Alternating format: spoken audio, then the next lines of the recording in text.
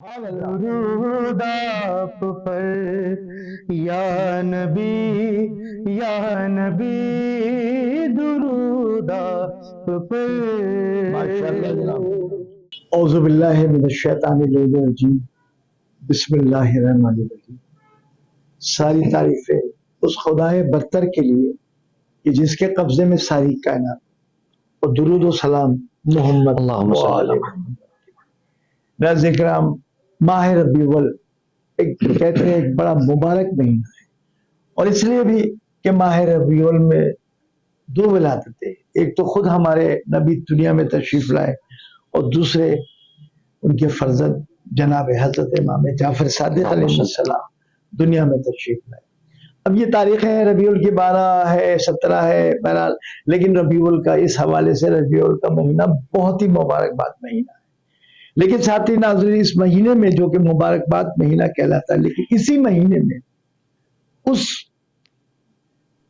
شخصیت کی، اس معصوم کی، معصوم کہہ لیتا ہوں میں اس لیے کہ یہ رحلت بھی ہوئی جسے ہم حضرت ابو طالب علیہ السلام کے نام سے یاد کریں، اور یقیناً وہ نبی اکرم کی سگی چچا بھی تھے، جن کے بارے میں تاریخ نے لکھا ہے کہ حضرت ابو طالب علیہ السلام نے خود محمد مصطفیٰ صلی اللہ علیہ وسلم کی پرورش کی اور بے پناہ چاہتے تھے. اسی طرح رسول اللہ بھی اپنے چچا سے بہت قربت رکھتے تھے، بلکہ یہ کہوں کہ صرف پرورش نہیں کی، بلکہ رسول اللہ حضرت ابو طالب نے دین اسلام پھیلانے میں جا بجا رسول اللہ کی مدد کی. شعر ہے ان کا دین اسلام پھیلانے میں، اور اس طرح اور حفاظت بھی کی رسول اللہ کی، کبھی خود کی، کبھی اپنی اولادوں کے ذریعے کی.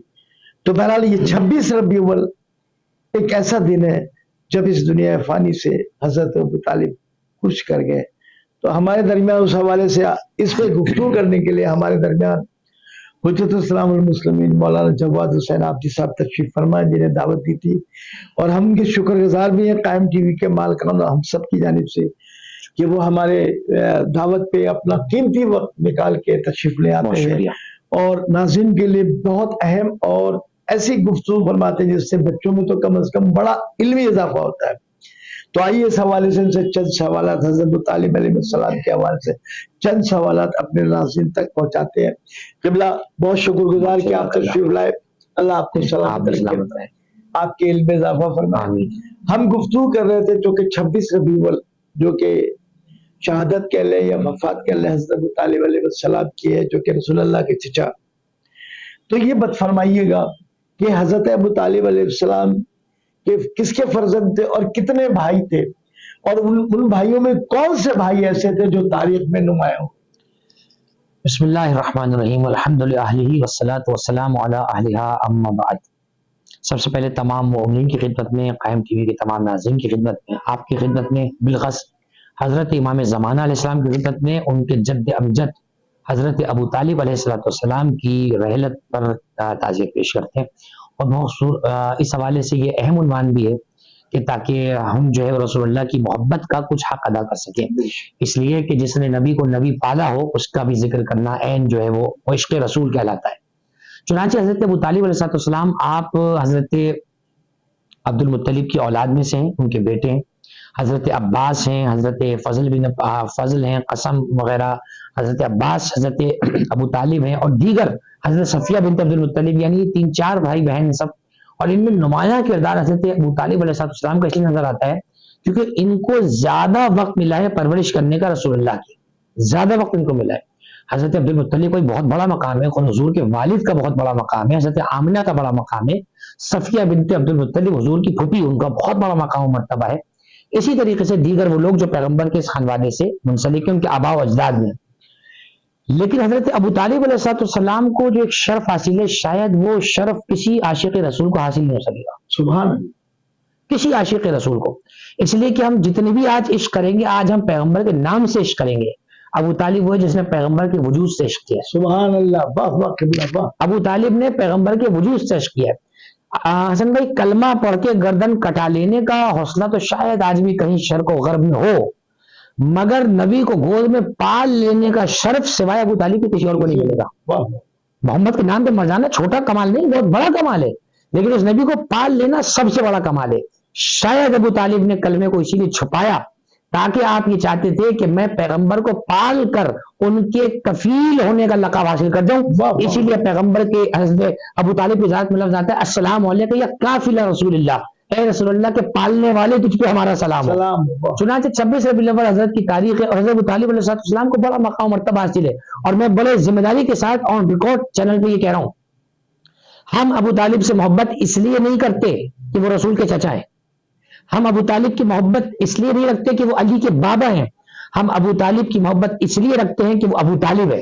واہ واہ واہ واہ، انہوں نے حق کے عشق رسول ادا کیا ہے. واہ واہ واہ، خدا کی قسم کھا کر کہہ سکتا ہوں، قسم شریع کھا سکتا ہوں، یہ تو ابو طالب کے لیے ایک فضیلت ہے کہ وہ علی کے بابا ہیں. ان کی ایک فضیلت ہے کہ وہ رسول اللہ کے چچا ہیں، ورنہ ان کی فضیلت تو یہی کافی ہے کہ وہ قافل رسول ہیں، وہ عاشق رسول ہیں جنہوں نے عشق رسول کے نعرے بعد میں لگائے مگر انہوں نے عملاً رسول کی محبت کو کر کے دکھایا. تو رسول اللہ کی پرورش کا جو عنوان ہے وہ حضرت ابو طالب کے حوالے سے بڑا مشہور ہے. اور میں نہیں سمجھتا کہ رسول اللہ کی ولادت کی خوشیاں کوئی منا رہا ہو اور ان کے چچا کے غم میں کوئی رسول اللہ کے غم میں نہ ہو، اس لیے کہ خوشیاں بانٹنے سب آ جاتے ہیں، غم بانٹنے اپنا ہی آیا کرتا ہے. تو آج کا یہ پروگرام ہم اس لیے کر رہے ہیں کیونکہ ہم رسول اللہ سے ان کے غم کی جو ہے وہ غم بانٹنا چاہتے ہیں، کیونکہ اس سال کو انہوں نے عام الحزن قرار دیا تھا جس سال ابو طالب علیہ السلام کی رحلت ہوئی، وفات ہوئی تھی وہاں. اچھا قبلہ یہ بھی فرمائیے گا ذرا کہ حضرت ابو طالب علیہ السلام اسلام کی پہلی دعوت وہ حضرت ابو طالب علیہ السلام کی طرف سے ہوئی تھی. جی تھوڑا اس پہ دل انداز. بسم اللہ الرحمن الرحیم. جی ان کی طرف سے ہوئی تھی، حتیٰ کہ اس کے منتظم اعلیٰ تھے، اس کے چیف آرگنائزر تھے، مگر آج کے لوگوں کی زبان میں کہوں اس کے چیف آرگنائزر تھے. اور یوں کہیے کہ میں کیا لفظ کہوں کہ اس میں جتنی لاگت تھی وہ سب ابو طالب کی تھی. واہ، تو مجھے نہیں سمجھ میں آتا کہ اسلام کی پہلی دعوت کافر کے گھر میں کیسے ہو رہی ہے. نعوذ واہ باللہ، واہ واہ، اسلام کی دعوت پہ نعوذ باللہ آپ کے مطابق ایک کافر پیسہ کیسے لگا رہا ہے؟ آپ کے مطابق رسول اللہ کو کون وہ رستہ فراہم کر رہا ہے، وہ پلیٹ فارم فراہم کر رہا ہے کہ آپ کھڑے ہو کے بیان کریں، اور تیسرے دن جب لوگ کھا کے جانے لگے، جو سارے موجود تھے، سارے جی جی جی سب فرشتے موجود تھے، جتنے بھی وہاں کے قریش کے سردار تھے سب موجود تھے. چنانچہ ایسے موقع پہ پہلی دعوت ذل عشیرہ کی ہو رہی ہے، اور اس موقع پر باپ کے سامنے بیٹا 3 دفعہ کھڑے ہو کے کہہ رہا ہے لبیک یا رسول اللہ، لبیک یا رسول اللہ. خدا کی قسم ہمارے کانوں میں رس گھولتا ہے یہ نعرہ جب بھی ہمیں کہیں سے آواز آتی ہے. ہم نعروں سے تل ملانے والے لوگ نہیں ہیں، ہم خوش ہونے والے لوگ ہیں. لیکن ایک گزارش کروں گا، لبیک یا رسول اللہ کے نعرے لگانے والے مجھے بہت عزیز ہیں، لیکن اتنا ذرا اپنے بڑوں سے پوچھ لیں نعرہ پہلے لگایا کس نے؟ کس کا نعرہ ہے؟ یہ نعرہ علی ابن ابی طالب کی سنت ہے. مجھے بہت خوشی ہوتی ہے دیکھ کر جب مولا علی کا نعرہ سب لگا رہے ہوتے ہیں، اور رسول اللہ کو خوشی ہوتی ہے کہ دیکھ کر کہ جب علی ولی اللہ کا نعرہ صرف ہم لگا رہے ہوتے ہیں. کیونکہ لبیک یا رسول اللہ کا نعرہ علی نے لگایا دنیا کہہ رہی ہے، لیکن جو رسول نے کہا وہ صرف ہم مانتے ہیں اور ہم کہہ رہے ہیں. چنانچہ ابو طالب علیہ السلام کے سامنے بچہ کھڑا ہو کے کہہ رہا ہے لبیک یا رسول اللہ، اللہ کے رسول میں حاضر ہوں. چنانچہ ذل عشیرہ کی دعوت کی بہت بڑا پیغام ہے، اور میں سمجھتا ہوں کہ اس میں جو حتیٰ کہ کھانے کا لکھا ہے کہ 3 دن تک کھانا ہوا. عربوں کو کھانا کھلانا آسان ہے؟ 3 دن تک عربوں کو کھانا کھلایا، اور 3 دن جو دعوت کا کھانا تھا وہ ابو طالب علیہ السلام کے پیسے سے پکا، ان کے پاک پیسے سے پکا. اسلام کی جڑوں میں خون ہے ابو طالب کا. اسی لیے ابن ابی العدید نے لکھا کہ لولا ابو طالب و خدیجہ ما قامت الاسلام. وہ کہتا ہے کہ اگر ابو طالب اور خدیجہ نہ ہوتے اسلام کھڑا نہیں ہو سکتا، چلنا تو بہت دور کی بات ہے. تو آج جو اسلام کی رونقیں ہیں، اذانوں کے گلدستے آباد ہیں، منبر و محراب آباد ہیں، مساجد مدارس آباد ہیں، صدقہ ہے حضرت ابو طالب علیہ السلام. اچھا 3 روزہ دعوت تھی جی 3 دن مسلسل چلا. دو دفعہ تو ایسا ہوا کہ وہ گھاٹے چلے گئے، جی. واک آؤٹ کر کے جی چلے جی گئے. ایسے ہی. تیسری مرتبہ کیا ایسا پیش آیا؟ وہ بھی بڑا عجیب واقعہ ہے کہ تیسری دفعہ حضرت ابو طالب علیہ السلام دروازے پہ جا کے کھڑے ہو گئے، اور بہت آسان تھا، اگر دعوت کے مخالف تھے، اگر اندر سے نعوذ باللہ کافر تھے، بہت آسان تھا، دروازہ چھوڑ دیتے چلے جاتے، سارا پروگرام فلاپ ہو جانا تھا وہاں پر.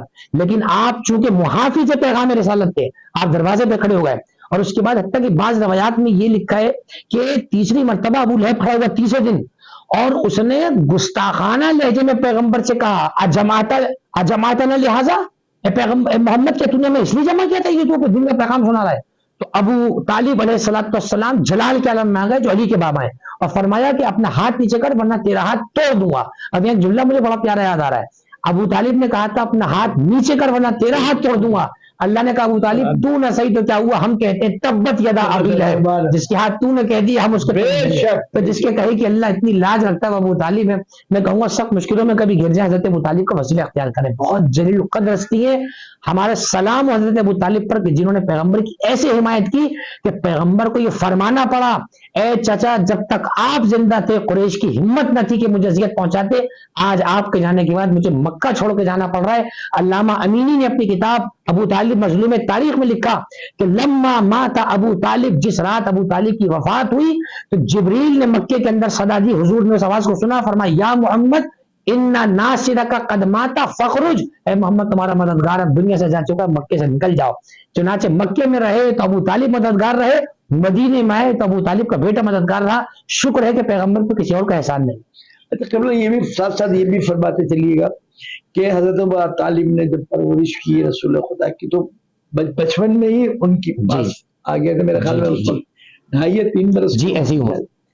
تو اس وقت سے لے کے اور اس وقت تک جب تک وہ پرورش کرتے رہے جی عرب کے اس معاشرے میں جہاں کافر معاشرہ تھا جی اور جھوٹ کا گردان تھا, دور دور سے. جی تو یہ بتائیے کہ اس پرورش میں کتنی مشکلات حضرت ابو طالب کو, کوئی اہم مشکل بتائیے جس برے رسول کو گزرنا ہو اس اور لوگوں کے تان چھان سننے پڑے ہوں, کیا کیا حالات رہے, لیکن وہ اپنی جگہ اٹل رہے. جی بالکل ایسے ہی ہے, اور تانے تو آج تک مسلمانوں سے سننے کو مل ہی رہے ہیں. ابو طالب علیہ السلام مکے کی کیا بات کریں, کلمہ رسول کا پڑھتے ہیں, ان کے چچا کے ایمان پہ شک کرتے ہیں, بلکہ چچا کی نہیں کہوں گا ابو طالب کے ایمان پہ شک کرتے ہیں. چنانچہ بہت سارے واقعات میں ایک واقعہ بڑا خوبصورت ہے کہ ایک دن پیغمبر اکرم گھر سے نکلے, اور آپ نے چونکہ آپ پیغمبر بشکن ہے نا, جیسے بھائی بشکن ویسے علی بشکن, آپ گئے آپ نے بتوں کو جا کے توڑا, تو جو عرب کے اوباش بچے تھے جن کے بڑوں نے پیغمبر کو پتھر مارے, نعوذ باللہ طائف میں ان کے بچے پیغمبر کو صدا رہے. ایسے میں کسی نے پیغمبر کی طرف جسارت کی کہ آپ کو پتھر سے زخمی کیا. وہ نبی جس نے جانور کا بھی بے درے خون بہانے کو منع کیا, جس نے جنگلی درندوں کو بھی بغیر وجہ کے مارنے سے منع کیا, اس نبی کے نالین خونوں سے بھرے ہوئے طائف کے شہر میں, اور زبان پہ بدعا نہیں ہے, اللہم اہد قومی فانہم لا یعلمون, یا اللہ ان کو معاف کر دے, ان کی ہدایت کر دے, یہ مجھے بھی پہچانتے نہیں ہیں. چنانچہ جب رسول اللہ کو زخمی دیکھا ابو طالب نے, کیونکہ پرورش کرنے والے نا, تو فرمایا کہ بھتیجے یہ کیا ہوا؟ فرمایا عرب کے مکے کے اوباش بچوں نے میرے ساتھ یہ معاملہ فرمایا. آپ نے آواز دی علی تشریف لاؤ. اسی دن سے مشکل کشا کا منصب میرے مولا کو ملا.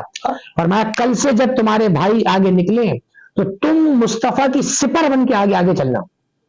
اب دیکھیے اپنے فرزند بچپنے میں, جی بیٹے کو, یعنی مشکل کشائی اور نصرت پیغمبر کو وراثتاً اولاد میں منتقل کرتے ہیں. آپ اپنے بچوں کو دولت منتقل کرتے ہیں, ابو طالب اپنے بچوں کو نصرت رسول منتقل کرتا ہے. چنانچہ علی پیغمبر کی سپر بن کے آگے چلے.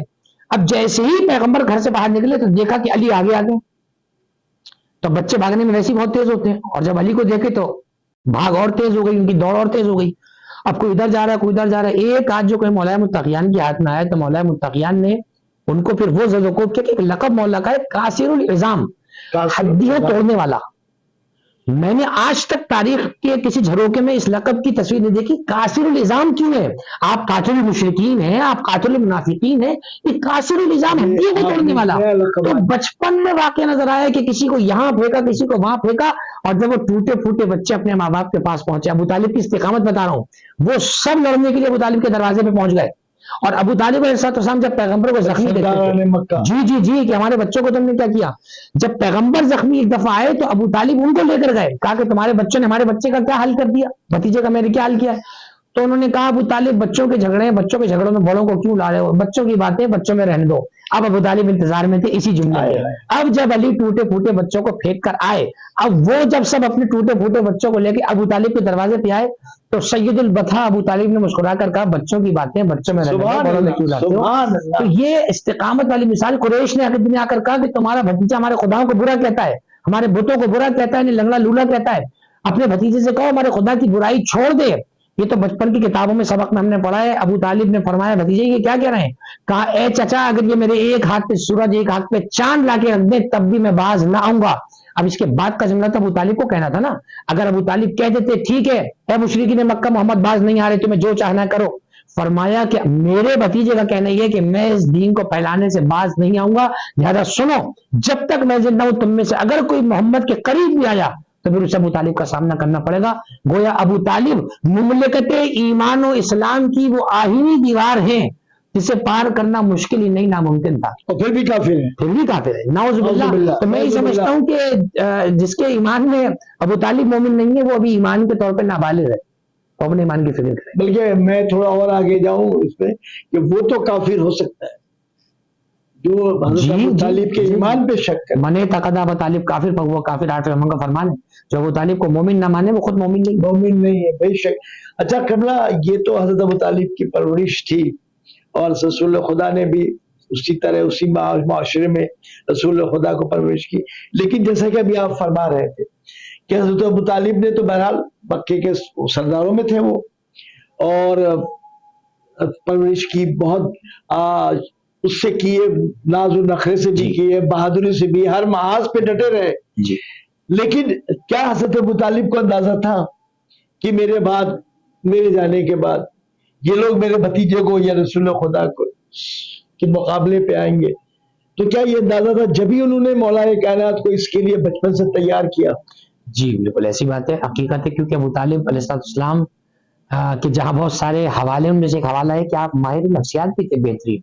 یعنی میں کسی باقاعدہ کسی عنوان پیشے کے تحت نہیں کہہ رہا، واقعاً آپ عرب کی نفسیات کو جاننے والے تھے، عرب کے زیرک ترین افراد میں سے تھے. اور شاید میرے سامعین کے لیے جملہ نیا ہو کہ ان ابا طالب کانا وصیا من اوصیاء عیسیٰ.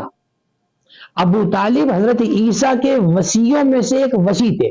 یہ حضرت ابو طالب کا مقام تھا.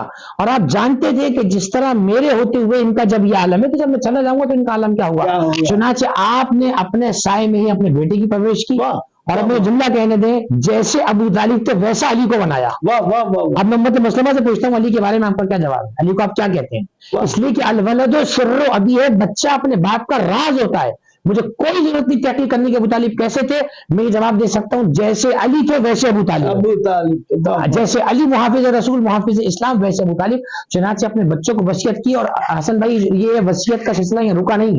حسن نے وصیت، علی نے وصیت کی حسن کو، علی نے وصیت کی جو ہے حضرت عباس کو کہ تم حسین کی طرف دھیان رکھنا. چنانچہ یہ نصرت اسلام اور نصرت رسول کا سلسلہ چلتا رہا یہاں تک کہ آج اسلام ہمارے سامنے صورت میں ہے. اور اس میں آج بھی جو کمی ہے، جو پوری دنیا میں اسلام پھیلنا ہے، وہ بھی انشاءاللہ ابو طالب کا بیٹا ہی اللہ کی اذن سے جب ظہور فرمائیں گے تو انشاءاللہ پوری دنیا کے اندر اس اسلام کو نافذ ہوگا. تو اگر ہم یہ کہیں کہ یہ جو کچھ بھی دین اسلام ہے، یا یہ نمازیں ہیں، یہ منبر ہے، محراب ہے، اذانیں ہیں، جو کچھ بھی ہے، یہ سب صدقہ ہے ابو طالب. کوئی شک نہیں، لا شک فی. اس لیے کہ خود ابن ابی زید متزلی نے کہا ہے کہ اگر ابو طالب و خدیجہ نہ ہوتے تو اسلام اسٹینڈ ہی نہیں کر سکتا تھا. تو اگر تاریخ سے خدیجہ کبریٰ کو نکال دو، نعوذ باللہ، یا تاریخ میں کیا رہ جاتا ہے؟ ابو طالب کو تو کیا رہ جائے گا؟ تو پھر اس لیے کہ ذکر خود پیغمبر کو ہم خوش نہیں کر سکتے. خود پیغمبر کی جو خوشنودی ہے، جو رضامندی ہے، وہ ان کے ذکر میں ہے. یہاں ذکر ابو طالب علیہ السلام کیوں ہے؟ ذکر خدیجہ الکبریٰ کی محافل اور مجالس کیوں ہیں؟ اس لیے کہ ان کے ذکر سے پیغمبر خوش ہوتے ہیں. ایک جملہ کہہ کے گزر جاؤں، غالباً اس جشن میں آپ بھی موجود تھے جہاں ہم نے بیان کیا. پیغمبر ابو طالب علیہ السلام کے اشعار سنوایا کرتے تھے، لوگوں سے کہتے تھے کہ میرے چچا کا کوئی شعر سناؤ. ابھی کہتے تھے، فرماتے تھے للہ در ابو طالب، للہ در ابو طالب. فرماتے تھے اللہ ابو طالب کا بھلا کرے، اللہ ابو طالب کا بھلا. کیا اللہ کا بھی کافروں کا بھی بھلا کرتا ہے؟ بار بار کہتے تھے اللہ ابو طالب کا بھلا کرے. اسی طرح جناب خدیجہ کی یاد میں ان کی سہیلیوں کو گوشت ذبح کر کے بھجواتے تھے. تو اگر وہ اس لائق نہ تھی تو کیوں ان کو یاد رکھا جاتا تھا؟ تو گویا پیغمبر کے فہم و وراثت سے نہ ابو طالب کبھی محو ہوئے، نہ کبھی خدیجہ محو ہوئے. اس میں بھی روشنی ڈال دیے گا. جب بات چلی رہی ہے یہاں کہ رسول خدا بی بی خدیجہ الکبریٰ کا نکاح، تاریخ یہی بتاتی ہے نا کہ حضرت ابو طالب نے پڑھا ہے. جی جی بالکل ایسے. تو کیا یہ ممکن ہے کہ مسلمانوں کے نبی خاتم النبیین رسول اکرم صلی اللہ علیہ وسلم کا نکاح، نعوذ باللہ، ان کی یہ بات سمجھ میں نہیں آتی ہے کہ کیا کافر پڑھا ہے اور وہ نکاح بھی جائز ہو؟ کمال کی بات یہ کہ یہ بات خود ان کو بھی سمجھ میں نہیں آتی ہے. تو دیکھیے حضرت ابو طالب علیہ السلام نے یقیناً حضور کا نکاح پڑھا ہے، لیکن اس سے بڑھ کر دلیل نکاح پڑھانا نہیں، اس سے بڑھ کر دلیل نکاح کے خطبوں کے اندر وہ لفظ استعمال کرنا ہے جو کبھی کوئی کافر استعمال نہیں کر سکتا. آپ نے فرمایا الحمدللہ الذی جعلنا من زرع ابراہیم و اسماعیل. حمد اس اللہ کے لیے جس نے ہمیں ابراہیم و اسماعیل کی ضرورت میں رکھا.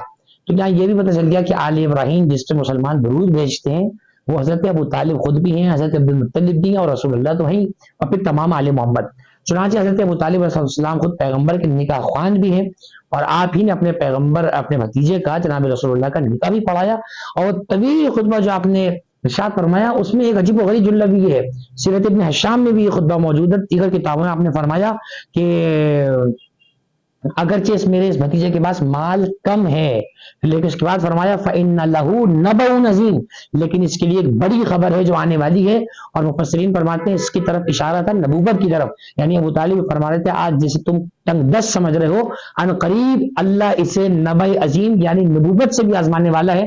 گویا کہ ابو طالب کے نگاہ کیا کیا منظر دیکھ رہی تھی کہ میں وقت دیکھ رہا ہوں کہ جب میرا بھتیجا نبی بھی ہوگا، سارے نبیوں کا سردار بھی ہوگا، تو میں سمجھتا ہوں کہ ابو طالب اسلام کے ایمان پہ دلائل اتنے، لیکن میں تو کہتا ہوں کہ ایمان سے آگے بڑھ کر ہمیں ابو طالب کے منصب پہ بات کرنی چاہیے کہ ابو طالب کا منصب۔ واہ واہ واہ واہ، قبلہ یہ بتائیے جو قرآن مجید میں یہ آل عمران کا تذکرہ ہے، تو روایتوں کے مطابق عمران حضرت ابو طالب کو بھی کہا جاتا ہے جی، اور قرآن میں آل عمران ہے، تو آل عمران سے کیا تھوڑا سا وضاحت کیجئے گا یہ کیا ہے؟ بسم اللہ الرحمن الرحیم، بہت خوبصورت سوال ہے اس کا۔ دیکھیے پہلی بات تو یاد رکھیے گا حضرت ابو طالب کے نام کے بارے میں 3 اقوال ہمارے پاس ہیں۔ پہلا نام یہ کہ ان کا نام ہی ابو طالب تھا، بعض نے کہا نہیں یہ نام نہیں تھا، یہ کنیت تھی بڑے بیٹے کے نام پہ طالب، بعض نے کہا ان کا نام عبد مناف تھا جس کا معنی ہی اللہ کا بندہ بنتا ہے، مناف نکلا نفی سے، عبد مناف یعنی تمام کی نفی کرنے والا بندہ، تو جو تمام جھوٹے خدا کی نفی کرتے ہیں سچے خدا کے جو ماننے والا ہوگا۔ اور تیسرا قول جو آخری قول ہے، اگرچہ ضعیف قول ہے، بعض نے کہا ہے کہ ان کا نام عمران تھا، لیکن تفسیر میزان میں آیت اللہ طباطبائی نے ایک بڑی خوبصورت اس کی تجزیہ پیش کیا ہے، اور میں سمجھتا ہوں شافی و کافی تجزیہ ہے۔ وہ فرماتے ہیں کہ وہ جو آیت ہے ان اللہ اصطفیٰ آدم و نوحا و آل ابراہیم و آل عمران علی العالمین، وہ کہتے ہیں دونوں صورتوں میں بات آتی ہے ابو طالب کے گھر تک ہی ہے۔ اگر آپ آل ابراہیم کی بات کریں تو آل ابراہیم بھی حضور اور ان کا خاندان تک بنتا ہے، اور حضور کے خاندان تک جب آپ آئیں گے تو حضور کے والد عبداللہ، عبداللہ کے والد جناب عبد المطلب کے بیٹے جناب جو حضرت ابو طالب جن کا عمران کا ہے، ادھر سے آئیں تب بھی بات ادھر ہی ہے۔ بعض کہتے ہیں آل عمران اگر خود آپ عمران سے مراد حضرت ابو طالب ہی کو لے لیں تب بھی بات گھوم کے ادھر آتی ہے۔ دونوں صورتوں میں وہ جو سلسلہ انبیاء کا آ رہا ہے وہ رکے گا آ کر رسول اللہ پر ہی، اور جب رسول اللہ تک وہ بات آئے گی تو وہ ان کے دادا تک بھی آئے گی، جب دادا تک بھی آئے گی تو ان کے بیٹے خاص طور پہ حضرت ابو طالب ان تک اور ان کی ساری اولاد تک آئے گی۔ تو آل عمران کہیں یا آل ابراہیم کہیں، گھر ابو طالب کا بات گھر سے باہر نہیں جاتی ہے۔ ماشاء اللہ۔ اچھا حضور پروگرام کے چونکہ وقت ختم ہو رہا تو ایک آخری سوال آپ سے کرتے ہوئے اجازت چاہوں گا کہ تھوڑا سا یہ فرمائیے گا کہ جیسا کہ معصومین نے فرمایا کہ جو ہماری محبت میں دنیا سے چلا جائے، چاہے وہ کسی طرح مارا جائے یا بستر علالت پہ بھی چلا جائے، لیکن ہماری محبت میں وہ صرف سرشار ہے تو مردہ بدکوش شہید۔ تو اس حوالے سے چونکہ دین کو پورا پالا ہے حضرت ابو طالب علیہ السلام نے، رسول کو پالا، دین کو پالا، اسلام کو سرخرو کیا، تو اب ان کے اس دنیا کے جانے کو ہم کیا کہیں گے، وفات کہیں یا شہادت سے؟ بسم اللہ الرحمن الرحیم۔ اس میں پہلی بات ٹیکنیکلی طور پہ یاد رکھیے گا، وہ جو لفظ شہید ہم کہتے ہیں نا، یعنی شہید فقہی، وہ شہید کے جس پر باقاعدہ شہید کے احکام لاگو ہوتے ہیں، وہ تو ظاہراً وہی ہے کہ جو میدان جنگ میں، میدان قتال میں جس کا خون بہایا جائے۔ یہ طے ہے کہ حضرت ابو طالب نے جو صعوبتیں اسلام کے لیے برداشت کی، جو دفاع پیغمبر میں اور دفاع اسلام میں جو حضرت ابو طالب کی جاں فشانی ہے، ان کی جو انتھک محنتیں ہیں، یقیناً ان کی محنتوں نے اس کو اس مقام پہ تو پہنچا دیا کہ ان کی موت یقیناً شہادتی کا درجہ ہے۔ البتہ شہید فقی جب ہم کہتے ہیں، بلکہ میں اس سے بڑھ کر جملہ کہوں، شاید وہ شہداء جو کئی خون بہا کر شہید ہوئے، شاید ابو طالب کا مقام ان سے بھی بڑا ہو، سبحان اللہ، شاید ان سے بھی بڑا ہو، اس لیے کہ اسلام کے آنے کے بعد جان دے رہے ہیں، اسلام سے آنے سے پہلے جان ابو طالب نے دی ہے۔ تو رحلت کہہ لیجیے، وفات کہہ لیجیے، شہادت کہہ لیجیے، البتہ شہادت میں نے بتا دیا فقہی عنوان سے نہیں ہوگا وہ، لیکن تمام رتبے یقیناً ایک عام چاہنے والے کے لیے آج جب ان کی محبت رکھ کے مر جانا شہادت ہے، تو ابو طالب جن کا سینہ ہی دھڑکتا تھا پیغمبر اکرم کے لیے، اسلام کے لیے، تو ان کی رحلت کو بھی یقیناً ہم بڑا غم گردانتے ہیں، بڑی شہادت کا رتبہ ہم سمجھتے ہیں، اور کیوں نہ ہو، اس لیے کہ پیغمبر نے اس پورے سال کو جہاں 2 حادثے بڑے ہوئے، ایک حادثہ خدیجہ کا تھا، ایک حادثہ ابو طالب کا تھا، اور جب ابو طالب کی وفات کی، رحلت کی، شہادت کی خبر ملی تو مولا علی روتے ہوئے گریبان چاک تھا۔ اس سے پہلے کہ علی کچھ بڑھ کے کہتے، خود پیغمبر گلے لگ گئے اور فرمایا کہ آج میرے شفیق چچا گزر گئے، آج میرا مددگار دنیا سے چلا گیا اور میں تمہیں تعزیت پیش کرتا ہوں۔ ادھر سے مولا متقین نے کہا میں آپ کو آپ کے چچا کی تعزیت پیش کرتا ہوں، گویا کہ، اور اس میں اور کہتا ہوں ابو طالب علیہ السلام کو اگر ابو الائمہ بھی کہوں تو غلط نہیں ہوگا، کیونکہ 12 اماموں کے بعد علی 11 اماموں کے باپ ہے، ابو طالب 12 اماموں کا باپ ہے۔ परवरदिगार से दुआ है कि हमें अबू तालिब जैसा ईमान नसीब फरमाए सुभान और जो अबू तालिब को अल्लाह। ईमान नहीं तस्लीम कर सकते अल्लाह उन्हें यजीद जैसा मुसलमान तस्लीम करे। इलाही आमीन। नाज़रीन, आपने मौलाना क़िबला जवाद हुसैन आफी साहब की गुफ्तगू सुनी, बड़ी तफसील से रोशनी डाली और कई पहलू पे इन्होंने गुफ्तगू किया। हज़रत अबू तालिब अलैहिस्सलाम जो कि दीन पे जिनका एहसान है, और मैं ये कहूँगा कि दीन पला है उनकी गोद में।